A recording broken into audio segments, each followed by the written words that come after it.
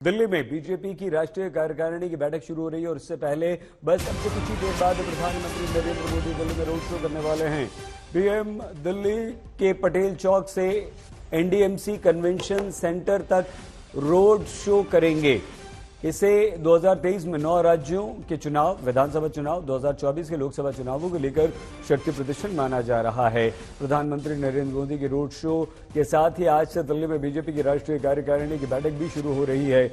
ढोल नगाड़े वहां पर बज रहे हैं। 2 दिनों की इस बैठक को बीजेपी अध्यक्ष जेपी नड्डा आज शाम 4 बजे संबोधित भी करेंगे, जबकि पीएम मोदी कल कार्यकारिणी के सदस्यों को संबोधित करेंगे। बीजेपी की राष्ट्रीय कार्यकारिणी की बैठक में राजनीतिक, आर्थिक मुद्दों के साथ साथ महत्वपूर्ण मुद्दों पर प्रस्ताव पारित किए जाएंगे। आगामी चुनावों की तैयारियों की रणनीति बनाई जाएगी। कार्यकारिणी में बीजेपी अध्यक्ष नड्डा का कार्यकाल भी बढ़ाया जा सकता है, ऐसी बात आ रही है। तो क्या बीजेपी को नया अध्यक्ष मिलेगा, ये भी एक प्रश्न अभी है। 20 जनवरी को जेपी नड्डा का कार्यकाल खत्म हो रहा है। अगर ऐसा होता है तो जेपी नड्डा क्या बीजेपी में ऐसे नेता बनेंगे जो दूसरी बार लगातार कमान संभाल रहे हैं? लाल कृष्ण आडवाणी और अमित शाह ऐसा कर चुके हैं, 2 बार बीजेपी के अध्यक्ष बन चुके हैं।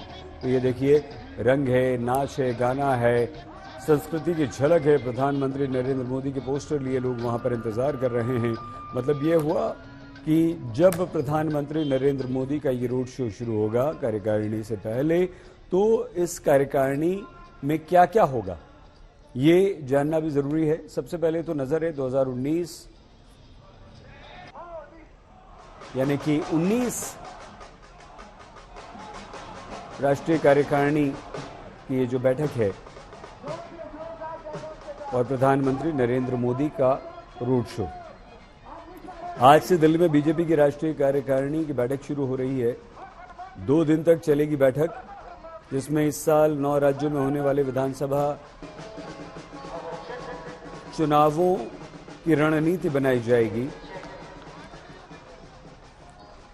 महत्वपूर्ण मुद्दों पर चर्चा होगी। अशोक सिंघल और हिमांशु मिश्रा हमारे 2 संवाददाता इस वक्त हमारे साथ जुड़ चुके हैं। क्या उद्देश्य इसका, हिमांशु? देखिए, इसका उद्देश्य बहुत साफ है कि 2024 का जो लोकसभा चुनाव होना है उसका चुनावी शंखनाद यहां से होगा और साथ ही साथ जो 9 राज्यों के विधानसभा चुनाव हैं उसको लेकर पूरी तरीके से रिपोर्ट रखी जाएगी, उसमें समीक्षा की जाएगी और चर्चा की जाएगी। आप याद कीजिए, इससे पहले जब भारतीय जनता पार्टी की राष्ट्रीय कार्यकारिणी की बैठक हैदराबाद में हुई थी, तब चुनावों के नतीजों को लेकर भारतीय जनता पार्टी वहां समीक्षा कर रही थी। तब प्रधानमंत्री नरेंद्र मोदी ने यह कहा था कि हमको पसमानदा मुसलमानों को के साथ इंटरेक्शन करना चाहिए, उनको बताना चाहिए कि हमारी पार्टी और सरकार कैसे पसमानदा मुसलमानों के लिए, ओबीसीज के लिए काम कर रही है।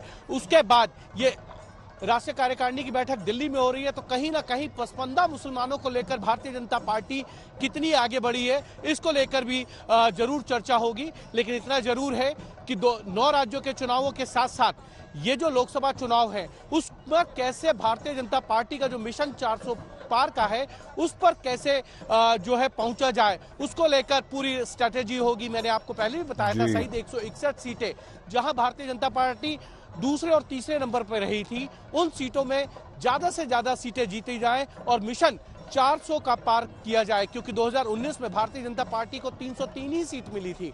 भारतीय जनता पार्टी से पहले 2084 के अंदर जो है 402 सीटें कांग्रेस ने जीती थी। इंदिरा गांधी की हत्या के बाद पूरा माहौल जो है वो कांग्रेस के पक्ष में था।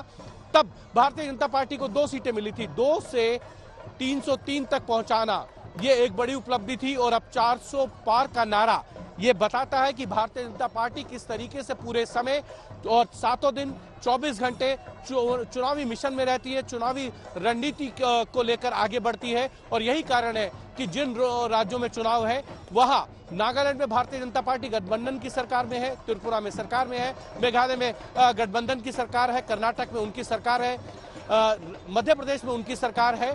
साथ ही साथ तेलंगाना के अंदर वो चाहते हैं कि इस बार कमल खिल जाए और इसीलिए हैदराबाद में जो है भारतीय जनता पार्टी की कार्यकारिणी की बैठक हुई थी।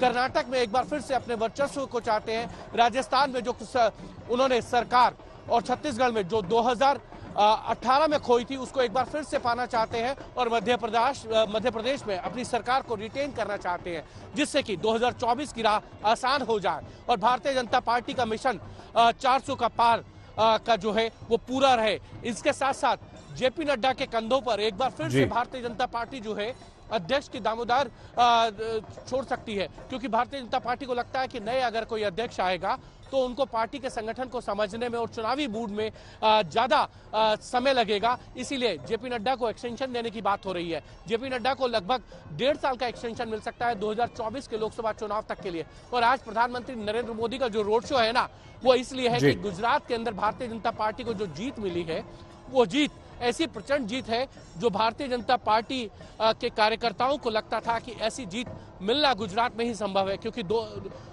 1984 के अंदर ही माधव सिंह सोलंकी ने 149 सीटें जीती थी और भारतीय जनता पार्टी का इस बार टारगेट था वहां पे 150 सीटें जीतने का।